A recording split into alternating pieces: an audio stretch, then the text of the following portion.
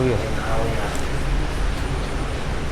देखिए अभी हम लोग प्रकाश चैप्टर का कुछ क्वेश्चन हल करने वाले हैं। ये क्वेश्चन देखिए, क्वेश्चन है आपका समतल दर्पण किसे कहते हैं, इसकी विशेषताएं क्या है।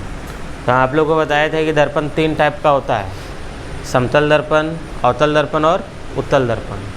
तो समतल दर्पण अभी हम लोग पढ़ रहे हैं, तो समतल दर्पण किसको कहेंगे? ऐसा दर्पण जिसका परावर्तक सतह समतल हो। परावर्तक सतह यानी कि वो चिकना वाला सतह जिसमें हम लोग फेस देखते हैं, जिसका वो सतह समतल हो, प्लेन हो, वो क्या कहलाएगा? समतल दर्पण। ठीक है। समतल दर्पण की कुछ विशेषताएं हैं। देखिए सबसे पहले इसमें विशेषताएं हैं कि इसमें आभासी एवं सीधा प्रतिबिंब बनता है।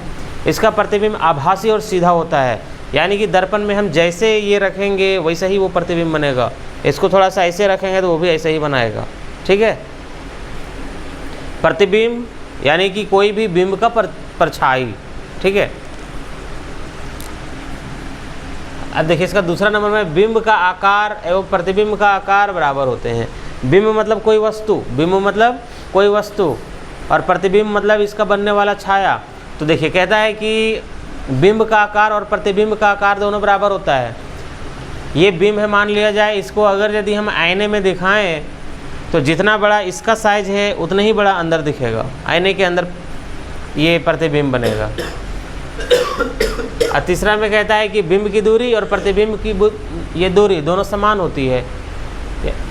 मतलब बिंब इसको आईने के हम जितना दूर रखेंगे, इतना दूर रखेंगे तो प्रतिबिंब भी उतना ही दूर अंदर में बनेगा। इसको और थोड़ा दूर लेके जाएंगे तो प्रतिबिंब भी और उतना ही दूर बनेगा। ठीक है। तो ये कहता है कि बिंब की दूरी और प्रतिबिंब की दूरी दोनों आपस में समान होती है। और समतल दर्पण में ये है कि अगर यदि दर्पण में हम देखें तो वहाँ पे बनने वाला प्रतिबिंब बायां दाहिना नज़र आता है, और जो दाहिना है वो बायां नज़र आता है। आईने के सामने हम खड़ा हो जाएंगे तो बायां हाथ लगेगा आईने में कि दाहिना हाथ है, और दाहिना हाथ लगेगा बायां हाथ है। अभी देखिए इसका एक नेक्स्ट क्वेश्चन है, प्रतिबिंब से आप क्या समझते हैं? प्रतिबिंब, तो देखिए आंसर है किसी बिंदु स्रोत से निकली हुई प्रकाश की किरण। मतलब कहीं से आए प्रकाश का किरण आए, या तो सूरज से आए या टॉर्च वगैरह से आए या कोई और जरिया से आए। ठीक है। वो हो गया किसी भी बिंदु स्रोत से निकली हुई प्रकाश की किरण परावर्तन के बाद, परावर्तन या अपवर्तन के बाद, परावर्तन समझते हैं ना, मिरर में आकर के प्रकाश टकराया और वापस उधर ही चला गया, ये क्या हो गया? प्रकाश का परावर्तन।